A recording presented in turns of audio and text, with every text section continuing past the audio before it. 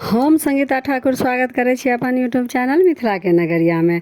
आइ के एहि वीडियो में बुझब जे 2026 में सावन मास कहिया से शुरू भ रहल अछि आ कहिया समाप्त हैत आ एहि पावन मासक महात्म्य सेहो बुझब। हिंदू पंचांग अनुसार सावन मास 30 जुलाई से शुरू भ कऽ 28 अगस्त धरि रहत।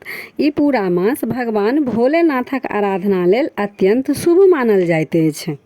मान्यता अछि जे सावन मास में श्रद्धा आ भक्ति से भगवान शिवक पूजा करे पर जीवनक अनेक कष्ट दूर होइत अछि आ मनोकामना पूर्ण होइत अछि। सावन मासक विशेष महिमा समुद्र मंथन से जुड़ल अछि। जखन समुद्र मंथनक समय हलाहल विष निकलल तखन संपूर्ण सृष्टि के रक्षा लेल भगवान शिव ओहि विष के अपन कंठ में धारण केलनि। एहि कारण हुनका नीलकंठ कहल जाइत अछि। कहल जाइत अछि जे देवता सब भगवान शिव पर निरंतर जल अर्पित केलनि जाहिसँ शिवक ताप शांत भऽ सकै।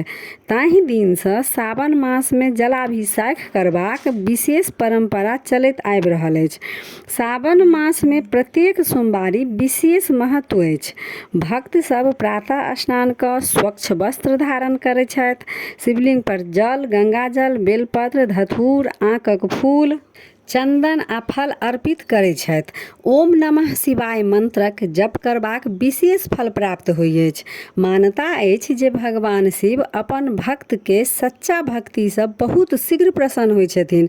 एहि मास में केवल पूजा पाठ नहीं बल्कि मन, वचन आ कर्म के सेहो पवित्र रखबाक संदेश देल गेल अछि। क्रोध, छल, कपट, झूठ आ अहंकार से दूर रहि के दया, सेवा, संयम आ सत्कर्म अपनाबऽ के चाही। जतेक निर्मल मन से भोलेनाथक आराधना कयल जाइत अछि ओतेक दिव्य कृपा प्राप्त होइत अछि। सावन मास प्रकृतिक दृष्टि से सेहो अत्यंत पावन मानल जाइत अछि। वर्षाक समय धरती हरियर भऽ जाइत अछि, वातावरण शुद्ध रहैत अछि आ प्रकृति नव जीवनक संदेश दैत अछि।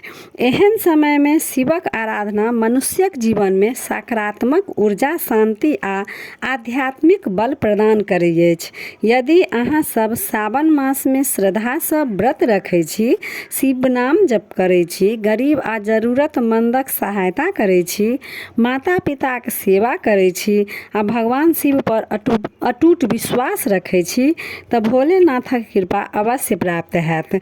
भोलेनाथ से प्रार्थना अछि जे ई पावन सावन मास अहाँ सभक जीवन में सुख, शांति, आरोग्य, समृद्धि आ मंगल लाबैत। हर हर महादेव। अगर ई जानकारी अहाँ सबके कनियो नीक लागल हुए तऽ वीडियो के लाइक करब, अपन परिवार आ मित्र सभक संग शेयर